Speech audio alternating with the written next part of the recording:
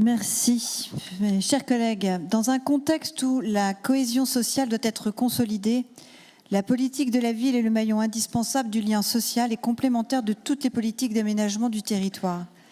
La politique de la ville, c'est d'abord la géographie, une labellisation des aires urbaines qui concentre les situations les plus précaires, suivie d'une intervention des pouvoirs publics pour lutter contre l'exclusion et la pauvreté. C'est donc une politique de solidarité active. Oui, bien sûr. Comme l'a dit Antoine Silani ou Hakim El Azouzi, un habitant sur 10 habite dans un quartier politique de la ville. C'est donc 349 quartiers qui sont concernés, donc 800 000 habitants dans 199 communes. Dans l'élaboration de ces contrats de ville, les logiques de flux inhérents à ces quartiers ont été prises en compte. La réussite amène souvent à quitter son quartier. Nous devons donc travailler à la réussite de ses habitants tout autant qu'à l'inclusion de ces territoires, trop souvent laissés pour compte de la société, abandonnés par les services publics. Nous sommes l'une des régions qui agit le plus, menant un véritable dialogue avec les EPCI.